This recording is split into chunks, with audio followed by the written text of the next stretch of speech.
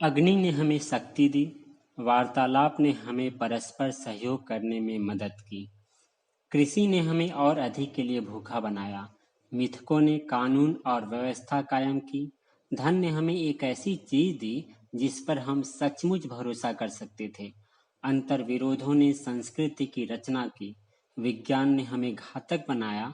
यह साधारण वानरों से लेकर विश्व के शासकों तक के हमारे असाधारण इतिहास का रोमांचक वर्णन है। जी हाँ, नमस्कार। हम बात कर रहे हैं युवाल नूह हरारी की अंतर्राष्ट्रीय बेस्ट सेलर बुक सेपियंस मानव जाति का संक्षिप्त इतिहास की, जिसका हिंदी अनुवाद मदन सोनी ने किया है। यह पुस्तक न केवल भिन्न विश्वास वाली दुनिया में इतिहास के बुनियादी आख्यानों पर सवाल उठाने के लिए हमें प्रोत्साहित करती है, बल्कि यह खोज करती है कि हमारी प्रजाति वर्चस्व की लड़ाई में किस तरह कामयाब हुई। हमारे आहार खोजी पूर्वज नगरों और राजवंशों का निर्माण करने के लिए क्यों एकजुट हुए?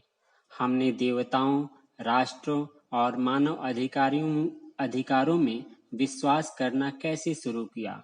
साथ ही यह पुस्तक आने वाली सहस्त्राब्दियों में हमारी दुनिया कैसी होगी, इसकी भी पड़ताल करती है। लगभग 450 पृष्ठों वाली यह पुस्तक 4 भागों में तथा 20 अध्यायों में बटी हुई है। पुस्तक के प्रथम भाग में सेपियंस की कामयाबी के रहस्य से पर्दा उठाया गया है। इंसान और प्रजातियों से अलग है क्योंकि इंसान अंतहीन कहानियां बना सकता है। इंसान ने अपनी अनूठी तथा लचीली भाषा की वजह से दुनिया पर विजय प्राप्त की है।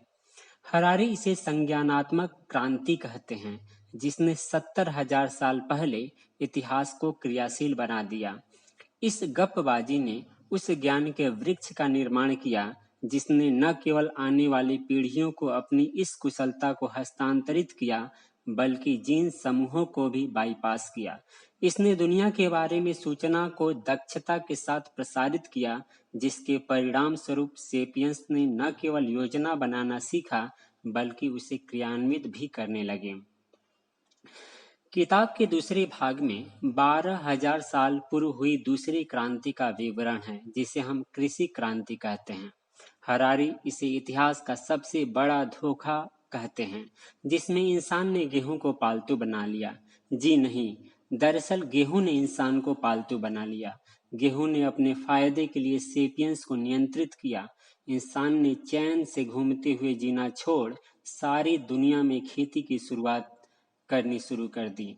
जो कि गेहूं को कंकड़ पत्थर पसंद नहीं थे, तो इंसान ने अपनी कमर तोड़कर उन्हें खेतों से साफ किया। गेहूं को अपनी जगह पानी और पोषक तत्वों में दूसरी वनस्पतियों से साझा करना पसंद नहीं था, तो मर्द और औरतों ने तीखी धूप में निराई की, बीमारी में देखभाल की तथा कीड़ों, खरगोश तथा टिड्डी दल से सुरक्षा प्रदान की। यहाँ तक कि गेहूं ने अपने पोषण के लिए सेपियंस को अन्य जानवरों का मल तक इकट्ठा करने को विवश किया। मनुष्य ने दयनीय अस्तित्व को चुना, लेकिन इससे फायदा क्या हुआ? गेहूं की खेती ने क्षेत्र की प्रति इकाई को कहीं ज्यादा भोजन मुहैया कराया और इस तरह होमो सेपियंस को तीव्रतम गति से अपनी वंश वृद्धि करने में सक्षम बनाया। साथ ही इसने विलासिता का पिंजरा भी दिया, जिसकी सुरक्षा के लिए कानून, धर्म, राज्य तथा समाज जैसे कल्पित वास्तविकताओं को रचा गया।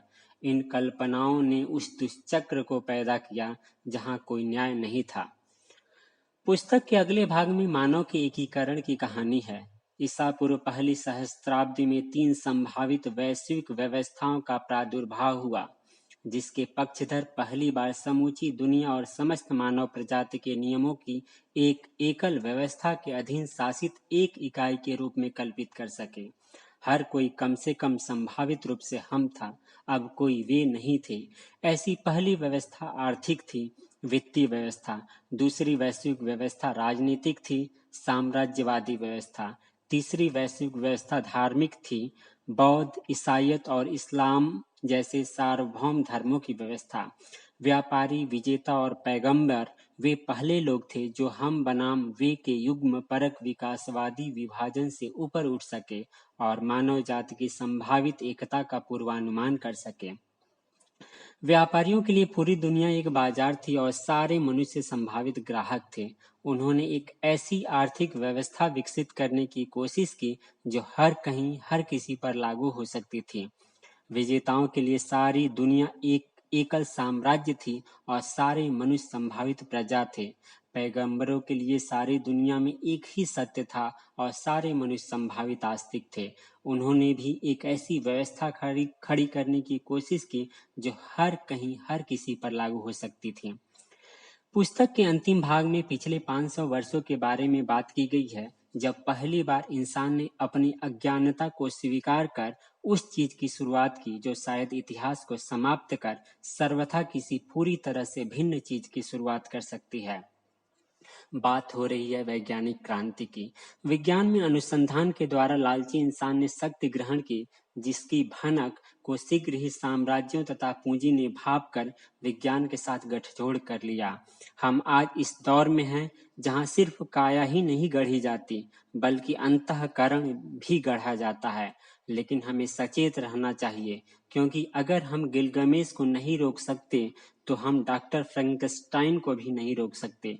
और सवाल यह नहीं है कि हम क्या बनना चाहते हैं, बल्कि सवाल यह है कि हम क्या आकांक्षा करना चाहते हैं।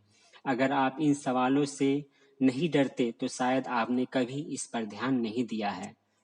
धन्यवाद।